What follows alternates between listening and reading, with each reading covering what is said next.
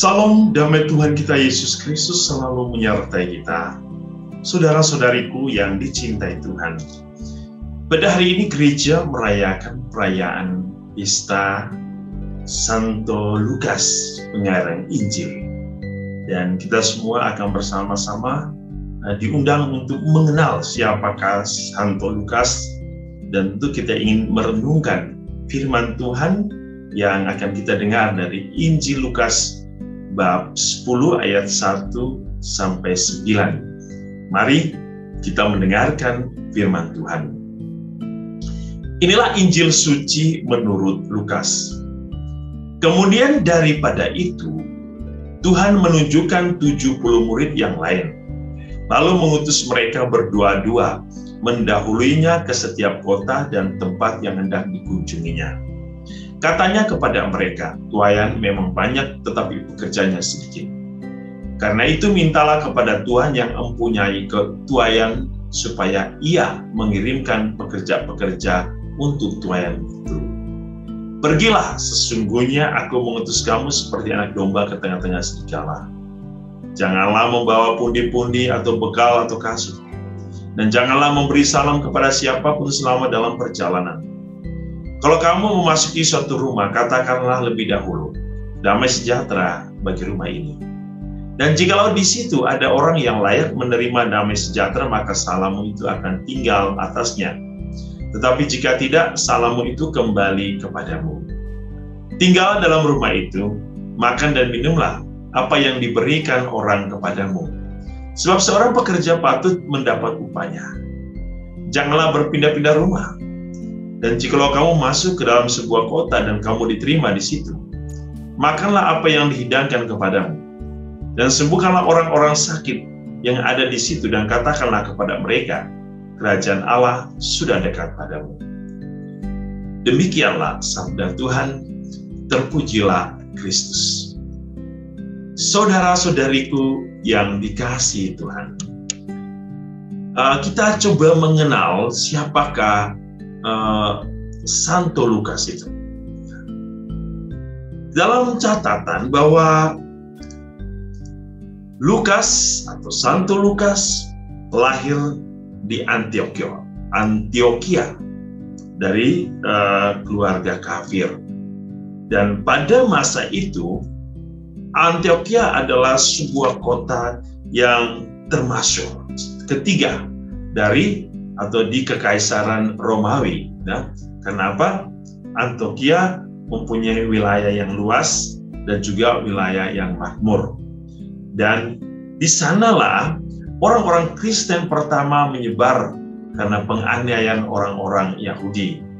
Di sana mereka mewartakan tentang sabda Tuhan dan berhasil membawa banyak orang-orang kafir, baik Yahudi maupun Yunani. Dan kita tahu salah satunya dari orang Antioquia yang bertobat adalah Lukas. Lukas sangat terkenal sebagai seorang dokter, seorang tabib. Lalu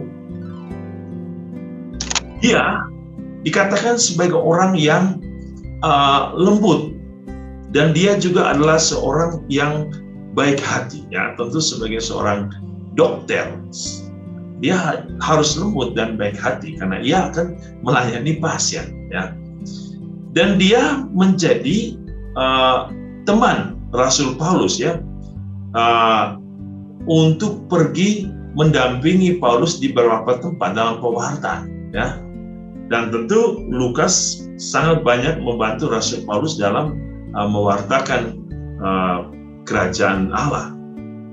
Dan Santo Lukas itu sendiri itu menjadi seorang penulis untuk dua kitab yang kita kenal di dalam kitab suci, yaitu Injil Lukas itu sendiri dan juga Kisah Para Rasul, ya.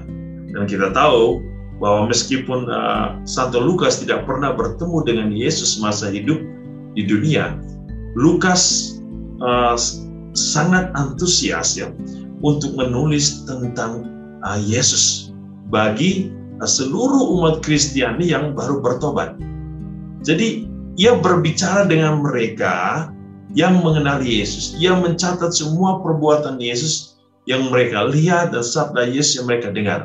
Dan kita tahu begitu luar biasa informasi-informasi yang diberikan oleh Lukas kepada kita saat ini.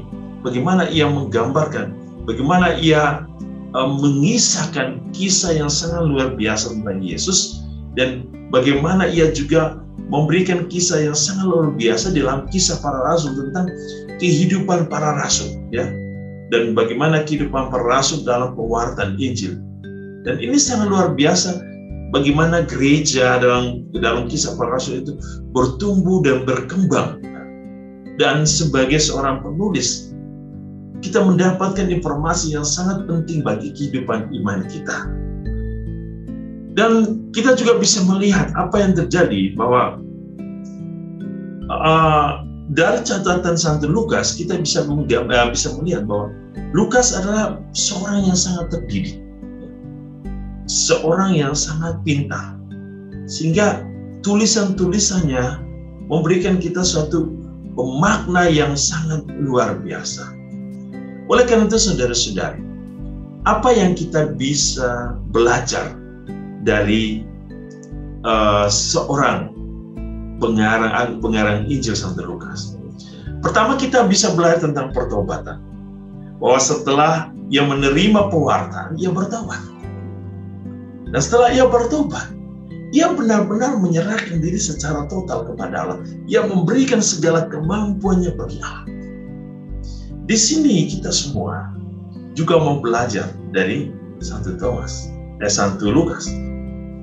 Kalau kita sudah menerima pewartaan tentang Yesus, mari kita seperti Santo Lukas, mengalami suatu perubahan dalam hidup kita yang kita sebut dengan pertobatan. Dan pertobatan harus membawa kita kepada suatu sikap penyerahan diri secara total kepada Allah. Dan seperti Santo Lukas, pertobatan harus mengarahkan kepada setiap orang agar kita mampu menjadi saksi kebenaran dan cinta Allah. Teristimewa tentang cinta pengampunan yang kita terima dari Allah. Yang berikut, apa yang mau kita pelajari dari Santo Lukas? Semangat pengorbanan. Berkorban untuk bertobat, berkorban untuk mengikuti Yesus, dan berkorban untuk mewartakan dan memberikan kesaksian tentang siapakah Yesus. Menjadi murid Tuhan, kita tidak punya pilihan, harus berkorban. Sebab salib yang kita pikul, salib yang kita miliki, salib yang dimeteraikan dalam hidup kita adalah salib pengorbanan. Melalui pengorbanan Kristus, kita memperoleh nilai dan makna dari harga sebuah kesetiaan dan cinta. Dan Lukas menunjukkan itu kepada kita. Semangat berkorban hanya untuk Allah. Dan yang terakhir, sebagai seorang pengarang Injil, kita semua dituntut seperti Lukas, bahwa setiap firman Tuhan yang kita dengar adalah firman yang memberikan arti dari suatu kehidupan kita. Maka setiap orang yang mendengarkan firman Tuhan harus tercatat di dalam hati, pikiran, dan jiwanya, agar firman itu selalu ada dalam hidupnya, dan firman itu akan menuntun dan membimbing setiap umat yang percaya kepada Kristus untuk terus mengasihi Allah dan mengikutinya secara total. Semoga karya perutusan Allah yang kita dengar dalam Injil hari ini juga menguatkan iman kita dan memberikan keberanian bagi kita untuk mewartakan sabda Tuhan dan memberikan kesaksian tentang cinta Tuhan yang sangat luar biasa bagi kehidupan kita, yaitu cinta yang berkorban, cinta yang menyelamatkan. Tuhan Yesus memberkati kita. Dalam nama Bapa dan Putra dan Roh Kudus. Amin.